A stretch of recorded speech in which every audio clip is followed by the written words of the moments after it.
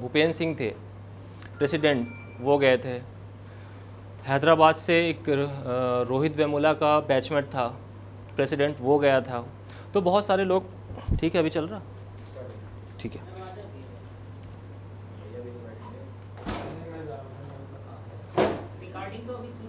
Recording शुरू है, recording शुरू है। क्या कह रहे थे? हाँ, न्यू एजुकेशन पॉलिसी तो उन्होंने, ये उनके टेन्योर पे ही था, लेकिन उनकी डिग्री को लेकर विवाद था। तो जैसे जैसा विवाद गहराया, उन्होंने अपना फिर उनको हटाया गया उनको पोर्टफोलियो से।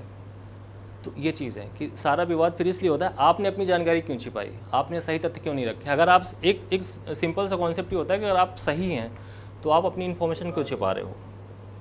कोई भी अगर पुलिस वाला किसी को उठाता है, उसके मोबाइल में कोई संदिग्ध चीज़ें नहीं भी मिलती हैं और एकदम साफ़ सुथरा भी मिला, तो भी पुलिस वालों को शक होता है ना कि। तो ये चीज़ें होती हैं। और राजीव दीक्षित जी को लेकर विवाद सिर्फ इसीलिए है, हालांकि नहीं मानना वो बिल्कुल ठीक है, वो ठीक बात है। हाँ बिल्कुल, बिल्कुल सही है, पसंद आ सकती हैं, आप उनकी आलोचना कर सकते हो, ये तो बिल्कुल आपका वो है। हाँ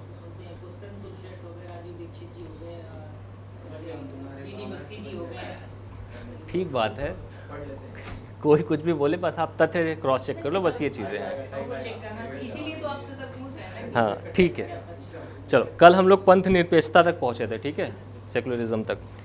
अब इसके बाद आता है कि जो मेन पॉइंट है, उसके बाद लोकतंत्र, डेमोक्रेसी। डेमोक्रेसी क्या है?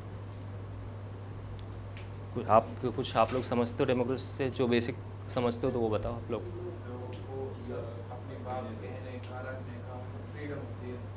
फ्रीडम होती है, ठीक बात है। आप कुछ? लोगों के द्वारा लोगों के लिए बनाया नहीं, भलाई नहीं कह सकते। हाँ, सहमति भी कह सकते हो, लेकिन सहमति फिर वो सहमति वाली चीज़ चली जाएगी स्विट्ज़रलैंड में, वो आगे बताते हैं। क्योंकि डेमोक्रेसी दो टाइप की होती है, एक होती है डायरेक्ट और एक होती है रिप्रेजेंटेटिव। डायरेक्ट को कहते हैं हिंदी में प्रत्यक्ष लोकतंत्र, और रिप्रेजेंटेटिव कहते हैं प्रतिनिधि लोकतंत्र। प्रतिनिधि, हाँ बताता हूँ, पहले डेमोक्रेसी समझ लेते हैं। डेमोक्रेसी बेसिकली ये है कि आपको एक स्वतंत्रता दी गई है कि आपको आपके राज्य में जो भी, जहाँ पे भी डेमोक्रेसी होगी, वहाँ पे लिंग के आधार पर, जाति के आधार पर, धर्म के आधार पर, इनकम के आधार पर आपके साथ डिस्क्रिमिनेशन नहीं होगा। ये एक प्रोविज़न है, ये बनाया गया है। और इसमें लोकतंत्र में क्या होता है कि मताधिकार, अपना नागरिक जो होता है अपने मताधिकार का प्रयोग करके, मतलब वोट देने के अधिकार का प्रयोग करके अपने रिप्रेजेंटेटिव को चुनता है, या किसी विशेष फैसलों में अपनी राय रखता है। जैसे हमारे यहाँ पे प्रतिनिधित्व है, प्रतिनिधि वो है, डेमोक्रेसी है, रिप्रेजेंटेटिव डेमोक्रेसी है। तो यहाँ पे हम क्या करते हैं, यहाँ पे हम अपने मताधिकार का प्रयोग कर एक अपने रिप्रेजेंटेटिव को चुनते हैं। जैसे वो हर लेवल पे अलग अलग है। जैसे हम गांव में प्रधान चुनते हैं, ठीक है, तो हमारे जो गांव की भलाई के लिए काम होगा वो हमारे बिहाफ पे प्रधान करेगा। हाँ, रिप्रेजेंटेटिव ये हुआ कि हम सब ने मिलकर एक रिप्रेजेंटेटिव को चुन लिया। हाँ, एक प्रतिनिधि चुना जाएगा जो हमारे ग्रामीण स्तर पे प्रधान है, फिर हाँ, फिर विधानसभा स्तर पे आते हैं तो आपका फिर विधायक होता है, फिर सांसद होते हैं, और हम इनको चुनते हैं डायरेक्टली। ये हमारे बिहाफ पे हमारे लिए काम करते हैं, हमारी अच्छाई के लिए, ऐसा कहा जाता है। अब कितना करते हैं कितना नहीं, तो अलग बात है, ठीक है।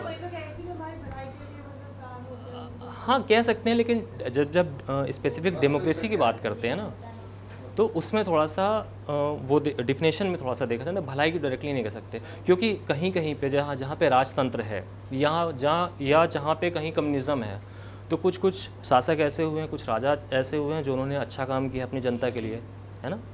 तो ये थोड़ा सा यहाँ पे ना डिस्प्यूटेड हो जाता है, इसलिए। हाँ एक मिनट।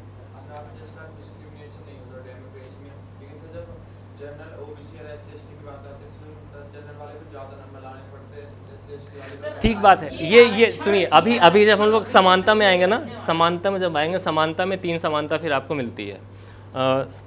राजनीतिक समानता, समानता का अधिकार मिलता है, और राजनीतिक हो गया, आर्थिक हो गया और सामाजिक हो गया। तो सामाजिक में व्यवस्था आती है। सामाजिक में देखो एक चीज़ ये भी होता है कि जैसे मान लो आपको यहाँ पे लग रहा है, मैं एग्री करता हूँ कि कहीं कहीं पे जनरल को डिस्क्रिमिनेट किया जाता है, ठीक है, आई एग्री, लेकिन कहीं पे भी ग्रामीण इलाकों में अभी भी ऐसे कई गांव हैं जहाँ पे उनको अछूत समझा जाता है, उनको बैठने नहीं दिया जाता अपने बराबर में। शिक्षा का अधिकार तो बहुत दूर की बात है ना।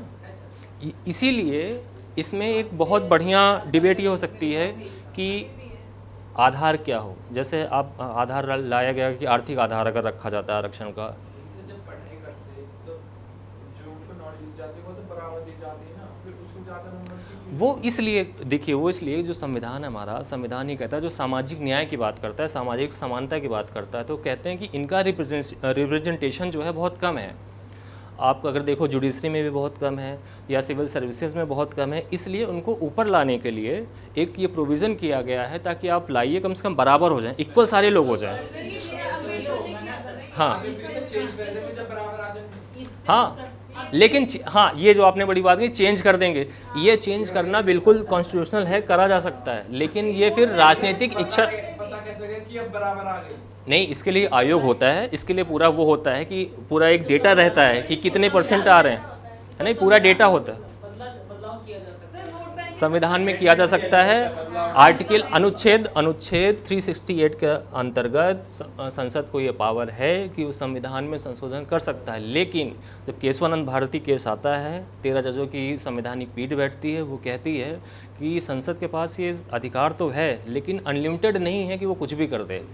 संविधान की जो मूल भावना है, जो प्रस्तावना, हम भारत के लोग, ये सारी चीज़ें उसमें संशोधन नहीं कर सकती, ये चीज़ है। उस पे भी सर, और जो प्रीफेस पे तो नहीं हो सकता, और जो कॉन्स्टिट्यूशन में लिख दिया गया है वो बदलेगा नहीं, बस उस पे अमेंडमेंट होगा। हाँ, अमेंडमेंट होगा। एक चीज मैं कहना चाहूंगा, जब डेमोक्रेसी की बात आती है तो आरक्षण का मामला जो अभी उन्होंने कहा, मैं मानता हूँ सर, आरक्षण उन सभी को मिलना चाहिए जो नीचे दबी कुचली जाती हैं, ठीक है। लेकिन जब वो उनको एक बेहतरीन लेवल मिल जाता है, या इस हिसाब से कह सकते हैं एक अच्छी खासी पोस्ट पे जाने के बावजूद भी उनके बच्चों को फिर क्यों?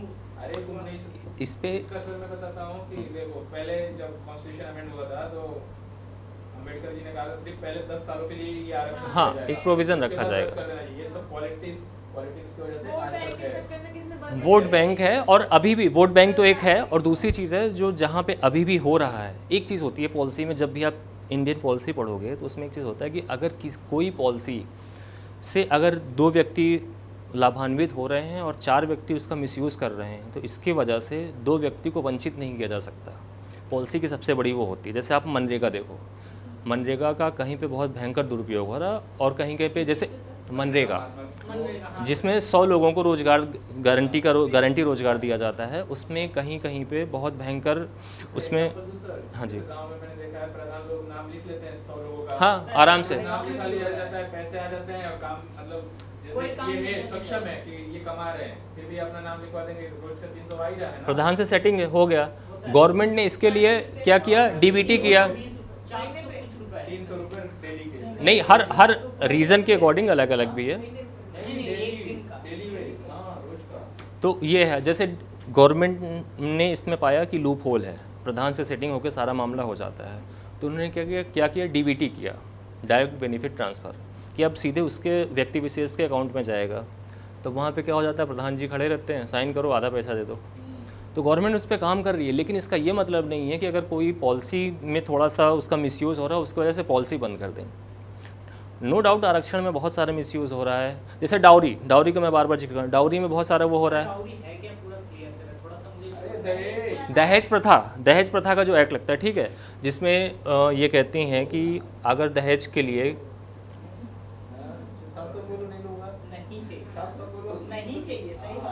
ठीक है, चलो वो एक अलग बात है।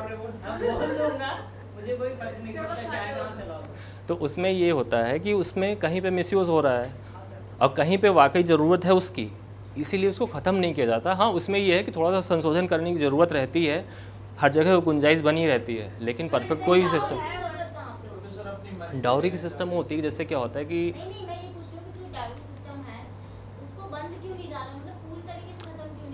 वो अगर किसी वो का मन है देने का तो फिर उसके वो तो फिर वो उसके मन की बात है, बट वो मांगे नहीं, ऐसा नहीं, देखो एक चीज़ ये होता है ना, यहाँ पे एक होता है कि जैसे आपकी फैमिली ने दे दिया, आपकी फैमिली बहुत ही मतलब संपन्न थी, वो उसने दे दिया। अब इनकी फैमिली ने देखा, अब इनकी फैमिली का कि भैया हम भी अपनी बेटी में इतना देंगे, ये भी संपन्न थे, दे दिया। या इनकी इच्छा थी कि हमारी एक ही बेटी, हम इस तरह से करें ताकि लोग देखें, तो उन्होंने लोन वोन करके दे दिया, इनकी स्वेच्छा थी। अब उनके पास पैसे नहीं है सपोज़, ठीक है, तो वो क्या करेंगे, उनके ऊपर एक सोशल प्रेशर भी रहेगा कि यार तुम वहीं तो एक ही लड़की, तुम इतना भी नहीं कर पाए, है ना। तो ये भी एक चीज़ रहती है। और हाँ, प्राइड की एग्जैक्टली। फिर उसके साथ साथ ये होता है कि बेटी को जैसे परेशान किया जाता है, हाँ, लड़की को परेशान किया जाता है उसके ससुराल वाले। ये मानते हर हैं जगह कि नहीं है। जिसे शादी में गाड़ी नहीं मिली मतलब फिर शादी मतलब बेच की होगी। हाँ, अब इसमें एक ये भी होता है कि अगर शादी में कुछ नहीं मिला मतलब लड़का कुछ नहीं कर रहा है, फिर लड़का फालतू है ना। तो एक ये भी मैसेजिंग है। तो ये जो सोशल स्ट्रक्चर है उसके लिए है, और ये जब तक सोशल स्ट्रक्चर में सुधार नहीं होगा तब तक आप कुछ नहीं कर सकते। आप लॉ लॉज सकते बट वो मतलब बेसिक लेवल पे तो वो चले गई ना उसको। हाँ, सर लो तो है ना, इसकी डोरी मतलब लेना हाँ, कहीं पे पालन होता है। डाउरी की एंट्री कहाँ पे होती है, जब लड़की या उसके मायके से कंप्लेन करते हैं, उसके बाद डाउरी का सिस्टम लागू होता है। अभी सर प्रेशर भी किया जा रहा है, लेकिन पता नहीं चलता वो कि हाँ मतलब किसी को नहीं, मतलब प्रेशर अभी है, नो डाउट, बहुत बहुत ज़्यादा प्रेशर है अभी भी है। और शहर में तो फिर भी कम है, जैसे भी आप जितना दूर निकलोगे, जैसे गाँव वगैरह में बहुत ज़्यादा है। नहीं शहर में बहुत है, सब जगह है। बोलते हैं कि हमें नहीं चाहिए, लेकिन ना जब जैसे फिक्स होता है डायरेक्ट ना, नहीं बोलते हमें सर। ये भी चाहिए, अच्छा हमें ये भी चाहिए, वो सर इनडायरेक्ट ऐसा नहीं ये होता सही है, है। सही है। सर, सामने देखा हुआ बताऊं कैसे होता है। हाँ जी। सब जैसे गाँव में तो भी बात जैसे नहीं करता, सगाई गाँव वगाई में हो तो रही हो, मोटरसाइकिल सगाई तो हो ही रही होती है, एक रूम होता है सर, एक रूम में बड़े बुजुर्ग बैठते हैं और वहाँ पे सेटलमेंट होता है। हाँ, वो तो है। चलो ठीक है, ठीक है, डाउरी को अभी डाउरी को हम लोग अभी साइड करते हैं, ठीक है। लड़की के पास अरे इसे पढ़ नहीं पाएंगे। डाउरी को हम लोग साइड करते हैं, थोड़ा हम लोग चलते हैं। हाँ, नहीं अभी आते हैं फिर। शिवानंद भारती का पूरा केस थोड़ा सा हाँ, बताते हैं भाई। पहले ये हम लोग डेमोक्रेसी देख रहे थे कि जो प्रतिनिधित्व होता है, प्रतिनिधित्व डेमोक्रेसी होती है, उसमें हम एक अपना प्रतिनिधि चुनते हैं अपने मताधिकार का प्रयोग करके, जो हमारे बिहाफ पे हमारे लिए सारे डिसीजंस लेता है और कहा जाता है कि वो हमारे हित में डिसीजन लेगा। ऐसी ही प्रणाली हमारी देश की है, ठीक है। यहाँ पे हम जैसे ग्रामीण स्तर पर प्रधान चुनते हैं, फिर विधानसभा स्तर पे हम विधायक चुनते हैं, फिर सांसद चुनते हैं, तो ये हमारे बिहाफ पे हमारे लिए काम करते हैं। फिर दूसरा आता है डायरेक्ट, जिसको कहते हैं प्रत्यक्ष लोकतंत्र, ठीक है। वहाँ पे क्या काम होता है, वहाँ पे ये कहते हैं कि वो डायरेक्ट अपना रिप्रेजेंटेटिव ना चुनकर डायरेक्ट वो किसी भी फैसले में डायरेक्ट उनकी हिस्सेदारी होती है जनता की एग्जैक्टली। तो जैसे मान लो हमारे देश में 3 तलाक पास हो रहा था, तो हमारे बिहाफ पे वोट कौन कर रहा था, हमारे सांसद कर रहे थे, ठीक है। लेकिन अगर ये स्विट्ज़रलैंड में होता, वहाँ पे डायरेक्ट डेमोक्रेसी है, तो वहाँ पे जो वहाँ के लोग होंगे वो उस पर डायरेक्टली वोट करेंगे कि ये होना चाहिए, ये बिल पास होना चाहिए या नहीं होना चाहिए, हर फैसले पे ये। लेकिन वहाँ पे देखिए एक उसकी भी एक सीमित सीमा है। हमारे यहाँ पे नहीं हो सकता क्योंकि हमारी पॉपुलेशन बहुत ज़्यादा है, ठीक है। वहाँ पे छोटा सा देश है, वो कर सकते हैं। और जहाँ पे भी कुछ कंट्रीज़ में है डायरेक्ट डेमोक्रेसी, इजराइल में है, स्विट्ज़रलैंड में, धरती का स्वर्ग। तो वहीं पे है और वो डायरेक्ट वो करते हैं, कश्मीर को ही मानते हैं। ठीक है। अपने अपने सोच है, मैं हंसी को मानता है, मैं भी सोच कोई किसी को मानता है। हाँ, सही बात है, पूरे भारत का स्वर्ग मानते हैं। ठीक है। तो ये चीज़ है। तो डेमोक्रेसी 2 टाइप की होती है, एक डायरेक्ट और एक रिप्रेजेंटेटिव। सर ये जो आपने नागरिक की वोट वाली बताई है, इनडायरेक्ट है। किसमें नागरिक जो वोट देते हैं अपना, डायरेक्ट वोट देते हैं किसी फैसले में, वो इनडायरेक्ट में होता है, सॉरी डायरेक्ट में होता है, इनडायरेक्ट तो नहीं होता कोई भी। डायरेक्ट में होता है, वहाँ प्रत्यक्ष लोकतंत्र होता है। हमारे यहाँ डायरेक्ट में एमपी देता है और वहाँ पे सिर्फ लोग देते हैं। हाँ, यहाँ पे देखो एक बेसिक सा डिफरेंस ये है कि हम कोई भी संवैधानिक वो होता है, सॉरी संवैधानिक संसदीय कोई भी प्रणाली होती है, उसमें डायरेक्टली हम पार्ट नहीं करते हैं। हमारे चुने गए रिप्रेजेंटेटिव उसमें पार्ट लेते हैं, उस पर वो अपने बुद्धि विवेक का प्रयोग करते हुए हमारे बिहाफ पे काम करते हैं। ये आपका अध्यक्ष लोग। ये प्रतिनिधि हमारे वो प्रतिनिधि हैं ना, हम सब ने मिलकर जैसे हमने 1 मिनट देखिए, हम लोग अब क्या चुनते हैं, विधायक चुनते समझ गए, बट ये इनडायरेक्ट में है नहीं डायरेक्ट में नहीं, इनडायरेक्ट कोई भी नहीं है। देखिए, दो होते हैं, एक रिप्रेजेंटेटिव होता है और एक डायरेक्ट होता है। हमारे यहाँ रिप्रेजेंटेटिव सिस्टम है और स्विट्ज़रलैंड में वहाँ पे डायरेक्ट सिस्टम है, जहाँ पे कोई भी बिल हो, कुछ भी पास होना होता है या कोई अहम फैसले होते हैं, उसमें वहाँ के नागरिक या वहाँ की जनता सीधे तौर पर वोट करती है उस फैसले पर। सर ये चीज़ जैसे कि अगर हम लोग मतलब गूगल वगैरह पे सर्च करें तो मिल जाएगा, जैसे कि किस किस कंट्री में डायरेक्ट और रिप्रेजेंटेटिव। हाँ, मोस्टली ये जहाँ पे पॉपुलेशन कम हो, हाँ वहाँ पे हो सकता है, वहाँ पे रहता है बेसिकली, क्योंकि बड़ी कंट्रीज़ में पॉसिबल नहीं है ना, चाइना और इंडिया में वोट दिया तो ये पॉसिबल ही नहीं है फिर।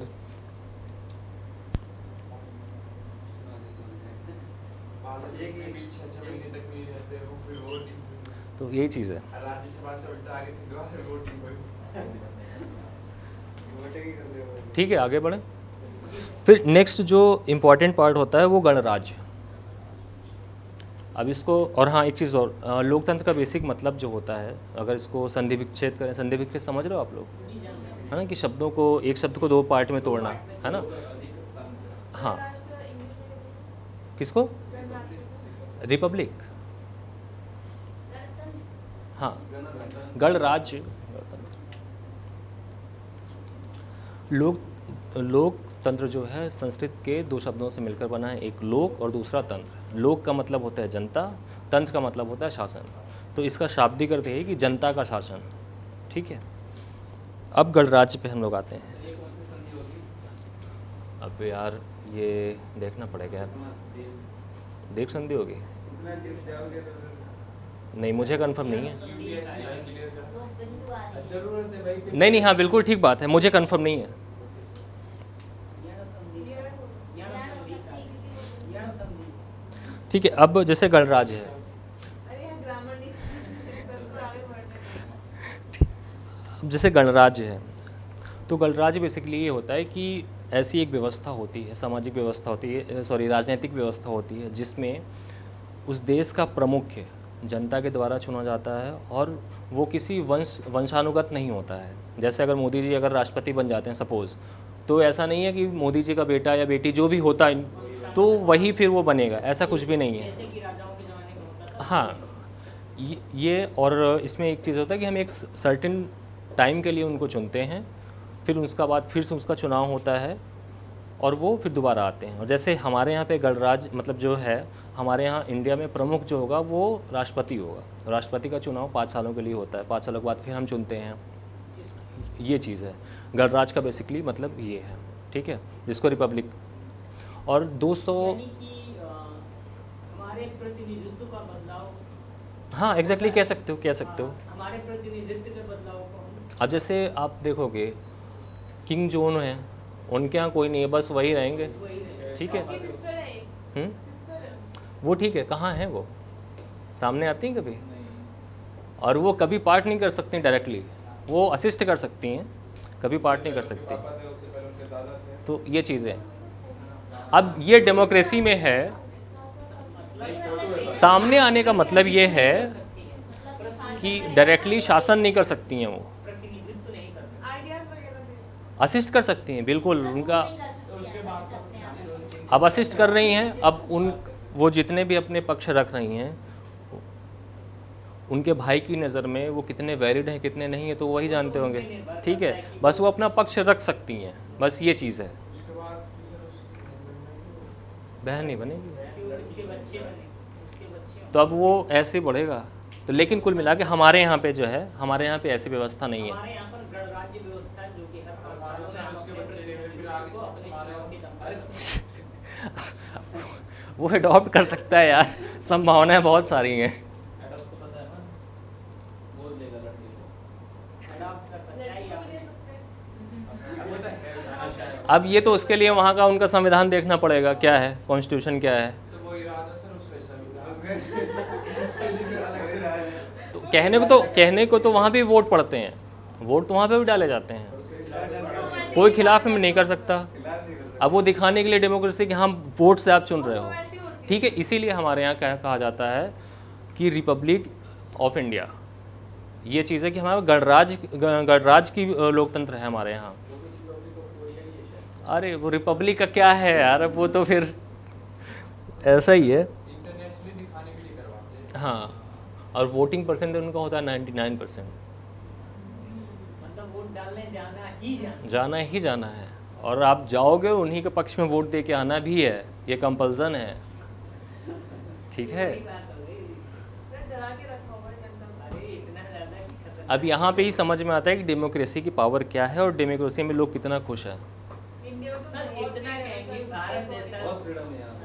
बहुत भारत जैसी फ्रीडम मैं व्यवस्था तो कहीं प्रधानमंत्री कहीं को नहीं कुछ भी बोल देता भारत है। जैसी फ्रीडम, हाँ, बोल के दिखाए। भारत से ज्यादा फ्रीडम अमेरिका में है। देखते नहीं हो प्रेस कैसे एकदम चढ़ जाती है उसमें। नहीं तो बोल तू। नहीं, प्रेस की बात अलग है, फिर यहाँ पे प्रेस का थोड़ा सा क्राइटेरिया अलग आ जाता है। देखो ये तो कोई प्रेस भी यहाँ की इंडिया की भी तो करती है ना। अरे तो यहाँ जी लगा के बोला जाता है, वहाँ नहीं, जी कोई नहीं लगाता। अब ये तो हालांकि जब आप ये तो आप अभी आप इसमें पढ़ोगे आगे तो यहाँ पे जी, श्री, डॉक्टर ये सब कुछ नहीं लगाया जाता, डायरेक्टली नाम लिया जाता है। लेकिन है अब भाई, अन्नदाता के लिए कुछ कहना है तो लिखना पड़ता है। ये तो उनका बुद्धि विवेक होता है, जो भी एडिटर हैं या जो वहाँ के चैनल हेड हैं, ये उनकी स्वेच्छा होती है। लेकिन ये जर्नलिज्म में ऐसा कुछ भी प्रोविज़न नहीं है। ठीक है, अब हम लोग बढ़ते हैं न्याय। नेक्स्ट जो कॉन्सेप्ट आता है हमारे लिए इसका प्रस्तावना का न्याय। न्याय में ये है कि कोई भी व्यक्ति, अगेन उसको न्याय की समानता मिलेगी कि उसकी जाति के आधार पर, लिंग के आधार पर न्याय से वंचित नहीं रखा जाएगा, उसको पूरा प्रॉपर न्याय मिलेगा। और फिर न्याय फिर यहाँ पे आके 3 पार्ट में डिवाइड हो जाता है। एक होता है कि सोशल जस्टिस, इसको कहते हैं सामाजिक न्याय। फिर इकोनॉमिक जस्टिस, आर्थिक, पॉलिटिकल। हाँ एग्जैक्टली। सर इस जगह एक क्वेश्चन, बताइए। अगर ऐसा सब कुछ है जब सबको समान अधिकार दिया गया, सेकुलर भारत है, तो फिर सब धर्मों के लिए अलग से कानून क्यों? अब जैसे अल्पसंख्यक है, इसके लिए कुछ पर्सनल लॉ बोर्ड बनाए, जैसे पर्सनल लॉ थे। अल्पसंख्यक पर्सनल लॉ बोर्ड है। देखो एक चीज़, अब आप देखते हो ना, कोई आप एक सेक्शन देखते हो तो उसका सब सेक्शन भी देखना ज़रूरी होता है। जब आप कोई भी देखते हो सब सेक्शन उसमें करता है कि इसके लिए और भी क्या प्रोविज़न है। जैसे हमारे यहाँ पे बहुत ही ज़्यादा भिन्नताएं हैं, बहुत सारे धर्म हैं, बहुत सारे पंथ निरपेक्ष हैं, बहुत सारे धार्मिक विचारधाराएं हैं। जैसे हम देखा जाए, अगर हिंदू में देख लिया जाए, हिंदू में 72 जातियाँ होंगी। कोई स्वर्ण है, कोई दलित है। अच्छा स्वर्ण है तो फिर कौन सा है? अच्छा उसमें ठाकुर है, लाला है, ब्राह्मण है। अब उसमें भी आ गया फिर कौन सा गोत्र है। तो 75 तरीके की रिचुअल्स थे, इसलिए उसमें किया गया, ये प्रोविज़न किया गया तो कि किसी का भी शोषण ना हो पाए किसी भी तरीके से। तो सर अब दिखाने के लिए नहीं है, 72 करके तो मुसलमानों में भी है, वो तो दिखाते नहीं है, वरना हम लोगों से भी जातिवादिता ज़्यादा है उनमें सर। लेकिन आप ये देखो उनका क्या एक मैसेजिंग होती है, सोशल मैसेजिंग क्या होती है, नैरेटिव क्या है। नैरेटिव बना दिया है ना। वो नैरेटिव बना नहीं दिया गया है। आज भी ये सच्चाई है कि अगर एक चीज़ देखो, अगर आप संपन्न हो गए, आपकी जॉब लग गई, ठीक ठाक जॉब है, आप ऑफिस से निकले, घर गए, कमरा बंद, घर से बाहर नहीं निकलोगे। थकावट है यार, कल का देखना है, कुछ आज का पढ़ना है, हमने क्या किया कल के लिए देखना है। उनकी कम्युनिटी में आज भी ये है कि अगर वो सब कुछ होने के बाद भी अपने जाके अपने मोहल्ले में बैठते हैं, अपने कम्युनिटी के साथ बैठते हैं। हम करते हैं ऐसा? कुछ भी हो जाए वो इतने रिजिड होते हैं अपनी चीज़ों के लिए कि किसी ने बोल दिया तो सर तन से जुदा कर दिया उसका। राजस्थान वाला, उदयपुर की घटना सबसे बड़ी सामने है। आप तिलक लगाने से भी डरते हो। आप किसी कॉरपोरेट ऑफिस में जाओगे, आप तिलक लगा के नहीं जाओगे, भले आप व्रत थे, आपका नवरात्र का व्रत था, लेकिन आप उसके बाद भी तिलक लगा के नहीं जाओगे। सर राजस्थान में अभी जब वो परीक्षाएं चल रही थी उसमें यही तो हुआ सर।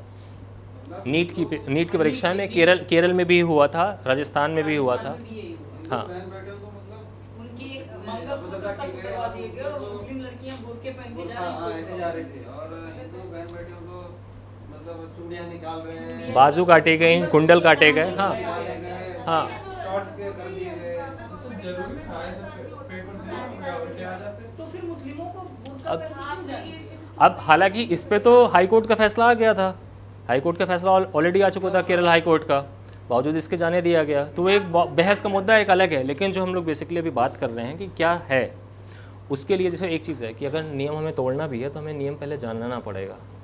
ठीक है, वकील क्या करता है, नियम ही तोड़ता है। एक किसी अपराधी को अगर वो बचा रहा है तो नियम तोड़कर ही बचा रहा है, नियम तोड़ के ही बचा। तो वो उसके लिए पहले वो लॉ जानेगा, उसका लूप होल खोजेगा, तब उसको बचाएगा। हाँ, तो उसके लिए सीधा सा आप पहले लक्ष्मीकांत पकड़ लो, उनको पूरा रट डालो, फिर उसके बाद कुछ हो सकता है। ठीक है। सर हिजाब को स्कूल में और कॉलेज में बैन कर दिया। हाँ, बैन कुछ जगहों पर है, कुछ जगहों पर नहीं है, टोटली नहीं है। अब ये उनका फिर धार्मिक मुद्दा आ जाता है, फिर यहाँ पे पर्सनल लॉ बोर्ड की एंट्री होती है। अब वो कहते हैं जैसे कि हमारा फिर यहाँ पे फंडामेंटल राइट्स का वायलेशन की दलील दी जाती है कि हमारे जो धार्मिक स्वतंत्रता है और जो धार्मिक विचार को हाँ बढ़ावा देने के लिए नहीं, विचार मानने की स्वतंत्रता है, वो उसका हनन हो रहा है। और जब फंडामेंटल राइट्स का मामला आता है फिर सुप्रीम कोर्ट खड़ी हो जाती है कि ना कि किसी भी व्यक्ति को न्याय से वंचित नहीं किया जा सकता, या जो उसके फंडामेंटल राइट्स हैं उससे वंचित नहीं किया जा सकता। यहीं पर हिंदुओं पर धारा 30 लागू हो जाती है। देखो वो एक अलग बात है, लेकिन जो न्यायिक व्यवस्था है, अब उसमें न्यायिक व्यवस्था में आपको फिर पूरा पढ़ना पड़ेगा, उसमें कैच क्या है कैच नहीं है क्या।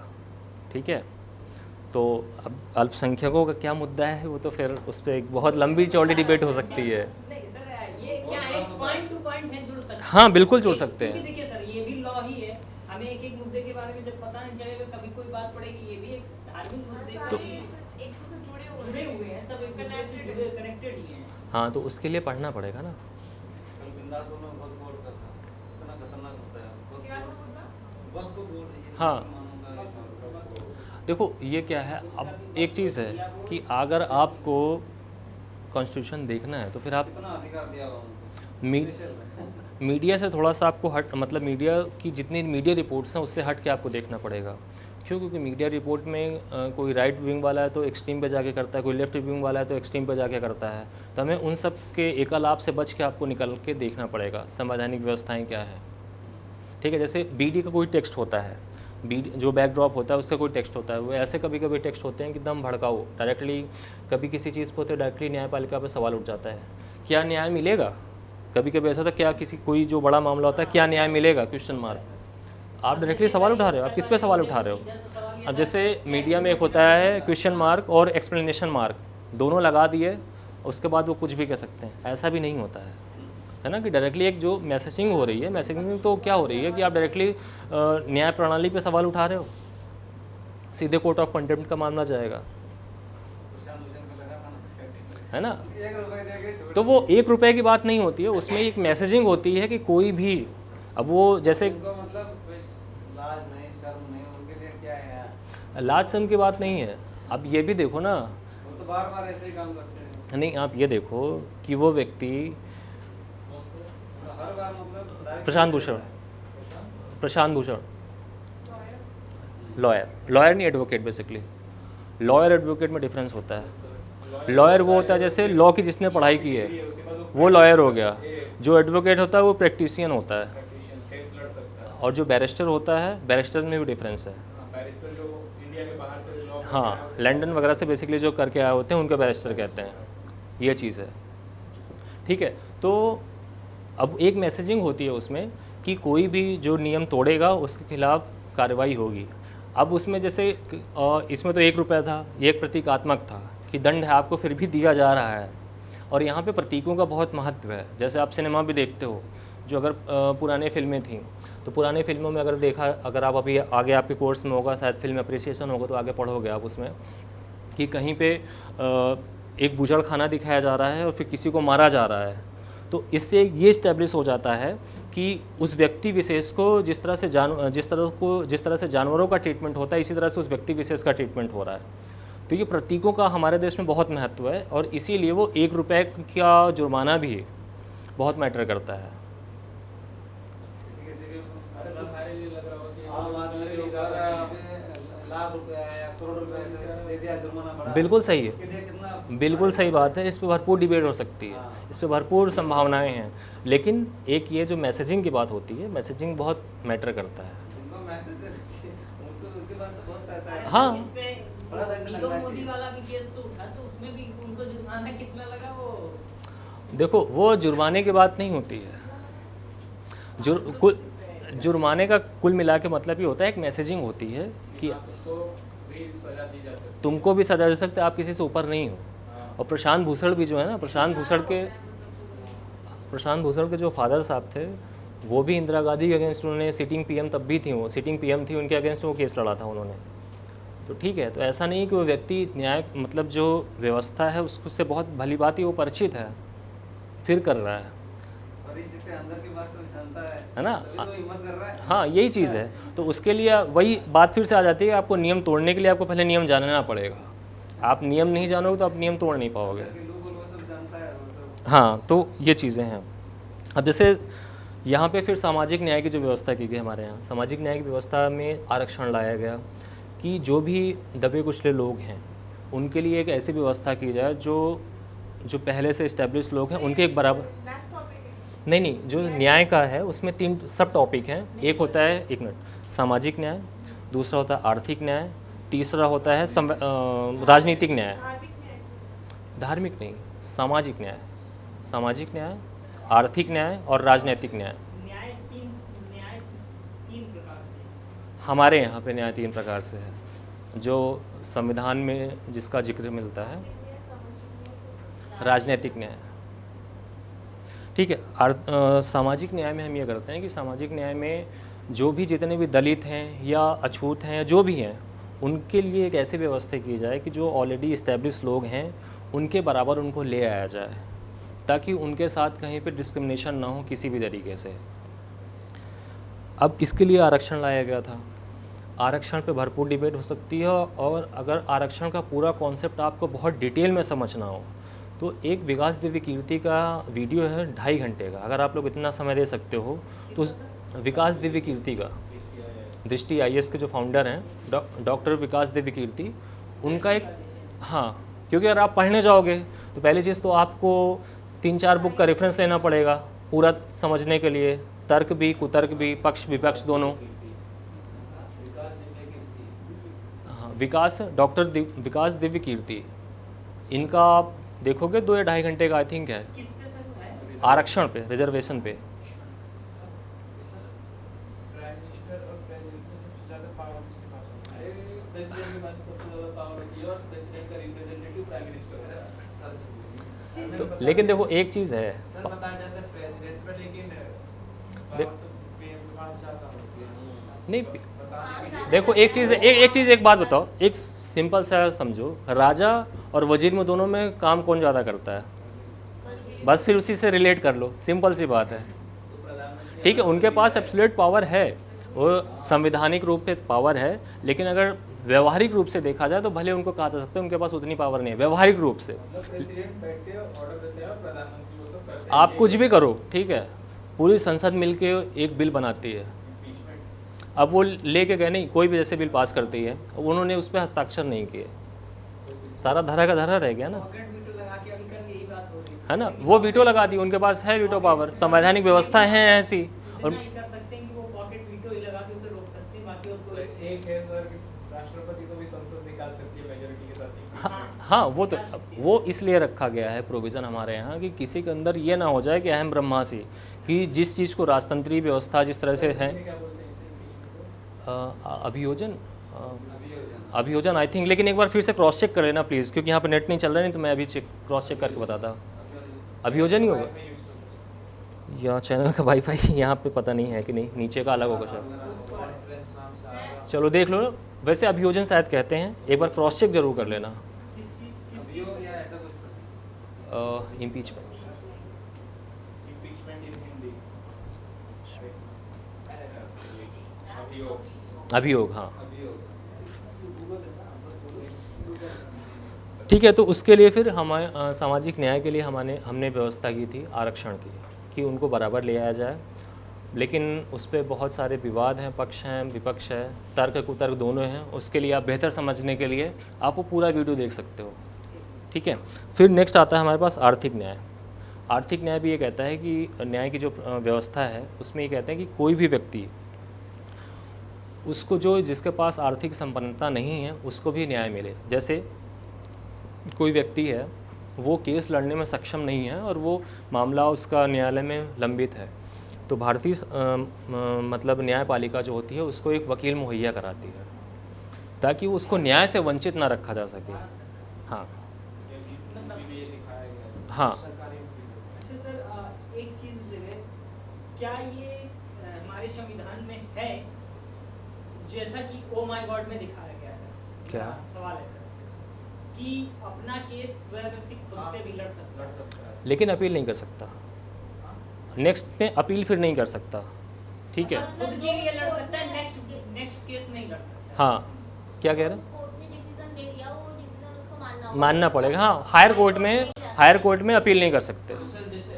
अगर हाई कोर्ट में जाना है तो तुम्हें दूसरा वकील करना पड़ेगा। हाँ, और वो नहीं तो आप तो अपना आपने एक अधिकार वो खो दिया ना, वो अधिकार आपने खो दिया क्योंकि आपने अपने से लड़ा था। आदमी नहीं ले सकते वकील। अच्छा, मतलब इसका ये तात्पर्य हुआ कि अगर हम अपना केस खुद से और देखो एक चीज़ और है, फिल्मों से अगर संविधान देखने लगोगे ना तो बड़ी दिक्कत हो जाती है। वो उसका नहीं, उसका मैं एक चीज़ बता रहा हूँ, जैसे ये है कि कुरान उरान की कसम खिलाई जाती है, गीता कसम खिलाई जाती है, लेकिन व्यवहारिक रूप में आज में ऐसा नहीं है, नहीं होता है। ऐसा नहीं है, ठीक है?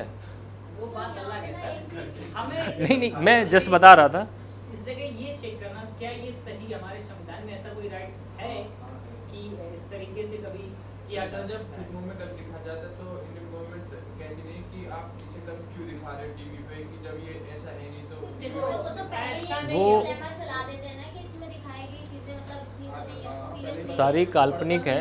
देखो, अब उसमें तो फिर ये क्या है, एक चीज और भी बता, अब जैसे सबसे कि परिचित है। आज भी हमारे यहाँ हिंदुओं में क्या है कि अभी भी पर्दा प्रथा या सती विवाह प्रथा, sorry, सती प्रथा तो खत्म हो गई भाई। सती प्रथा के मतलब विधवा विवाह, इसको हम लोग आज नहीं मानते हैं, लेकिन मूवियों में हमें अभी भी वो यही दिखा देते हैं। वो अलाउड है, आप हम मानते नहीं है, हमारी गलती है ना। तो इसीलिए कह रहे हैं वो रेफरेंस जो है ना वो गलत जगह फिल्मों में, फिल्मों का सही मतलब अगर डिफिनेशन देखा जाए ना तो एक फिल्म आई थी गैंग ऑफ वासेपुर, देखे हैं? उसमें एक रामाधीर का कैरेक्टर है, तो भारतीय सिनेमा को बहुत सही से एक्सप्लेन करते हैं कि जब तक सिनेमा रहेगा, सिनेमा है ना, आदमी डैश बनता रहेगा। ठीक है, तो वो उसको देखना। बताते हैं।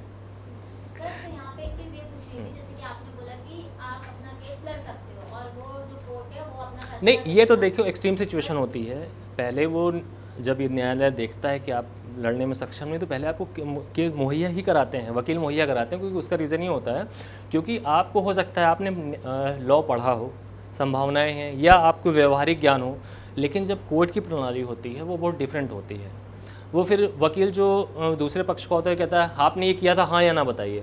अगर आपने हाँ कह दिया तो क्या पॉइंट भी नोटेड, और ऊपर से सर एक ठीक है। ये कि हाई कोर्ट में हमें लगता है कि हमें हिंदी में बोलना पड़ता है, ये गलत किसी को पता नहीं, इंग्लिश में बोलना पड़ता है। इंग्लिश में ही है हाई कोर्ट की सारी प्रणाली, जो सारी इंग्लिश में ही है। हाँ, सारी प्रोसीडिंग जो है इंग्लिश में। हो गया सर, क्योंकि अपनी तो नहीं, मेन लैंग्वेज मेन लैंग्वेज नहीं अपनी, अपनी कोई मेन लैंग्वेज नहीं है, अपनी मदर टंग राजभाषा है, राजभाषा है, हिंदी है, पर इंडिया की कोई ऑफिशियल लैंग्वेज नहीं है, मातृभाषा को भी मान्य नहीं किया है। कोई भी नहीं है। कोई भी नहीं है, राजभाषा है। राजभाषा इसलिए है ताकि इसे एक प्रमोट किया जा सके हिंदी को भी, क्योंकि उस समय पे सारी काम जो थे इंग्लिश में करते थे, अब डायरेक्टली हिंदी में स्विच नहीं कर सकते थे। फिर जब बाहरी कंट्री में जैसे अमेरिका में इंग्लिश में सारे काम होते हैं, तो हमारे इंडिया में हिंदी में सारे काम क्यों नहीं होते? क्योंकि हमारे ये- यहाँ से अब साउथ ये में मानसिकता है सर, ये तो मानसिकता नहीं, मानसिकता की बात नहीं है, ये सही बोल रहे हैं, क्योंकि साउथ में चले जाओ तो हिंदी बोल के देखो, लैंग्वेज का बहुत सारा वो है ना, लैंग्वेज का हमारे यहाँ बाउंड्रीज बहुत सारी हैं। बस दो तीन है, पाँच है। हिंदी भाषा कितने एक केस अगर जीत जाता है तो वो दोबारा से भी कर सकता है, बस लाइसेंस नहीं, बस हाँ, वो उसमें अपील नेक्स्ट में नहीं कर सकते वो सारी चीज़ें, ठीक है। हिंदी जानने से नहीं होता ना, जिसकी जिसकी मदर टंग है। इंग्लिश में क्या लॉजिक है?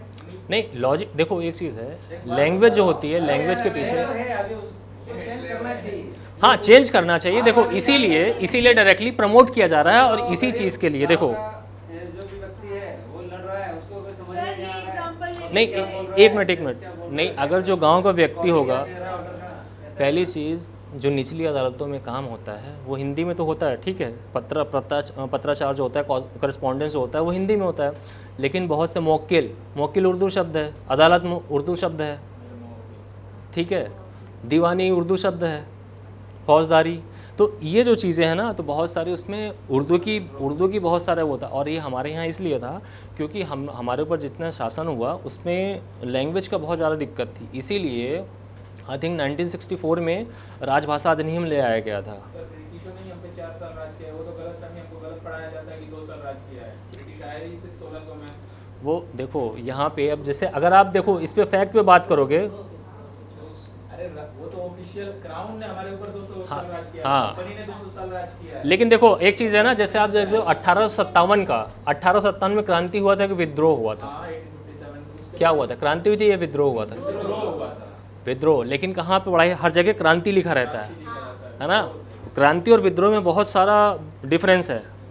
तो पहला विद्रोह था सर, वो भी विद्रोह ठीक है, लेकिन जब भी आप देखते हो 1857 की क्रांति लिखी जाती है, हाँ, वो बात सही है सर। ठीक है? बंगाल से शुरू हुआ था। तो उसमें आप शब्दों के हेर फेर मत पढ़ो, यहाँ पे शब्दों के बहुत ज़्यादा मकड़जाल हैं, ठीक है? तो ये है कि तथ्यात्मक शब्द ही आप सर्च करिए। सर आप ये देखिए ना कि हमारे देश में प्रधानमंत्री है, वो जब भी भाषण देते हैं हिंदी में देते हैं, क्योंकि वो इसका पता है देखिए। कि हमारे देश में ज़्यादातर हिंदी ही चलती नहीं, ऐसा नहीं है। अब जैसे ये गवर्नमेंट आई है, ठीक है, ये इन गवर्नमेंट ने क्या किया कि हिंदी को प्रमोट करने का काम थोड़ा सा ज़्यादा तेज अच्छा, किया। सर क्या ये बात सही है, गवर्नमेंट ने जितनी भी हायर एजुकेशन सिस्टम है उनको हिंदी में करने की ये बात कही गई है? नहीं, ऐसा तो मुझे नहीं, ऐसी तो मुझे कोई जानकारी नहीं। मदर टंग है, ऐसा तो कोई मेरी ये वाली बात नहीं है इसमें हमेशा नेचुरल देखो एक चीज़ है, अगर आप किस पर्सपेक्टिव में बात कर रहे हो, क्या जो न्यू एजुकेशन पॉलिसी के पर्सपेक्टिव में बात कर, एक बात बताओ, इंजीनियरिंग में हिंदी में पढ़ लोगे आप?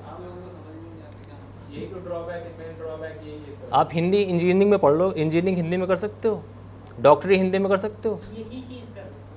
अगर आप मोबाइल का देखने, अगर मोबाइल का है, अगर कोई आपको टर्म खोजना है तो मोबाइल का भी हिंदी ढूंढो आप पहले। दिक्कत ये है हमारे साथ ना, हम ना सही हिंदी जानते ना सही इंग्लिश जानते हैं। अगर अभी आप गवर्नमेंट का जो पत्राचार होता है, गवर्नमेंट का जो भी एक लेटर होता है, उसको सही से आप डिकोड नहीं कर पाओगे। उसके लिए गूगल, हिंदी के लिए भी गूगल चाहिए फिर, ठीक है?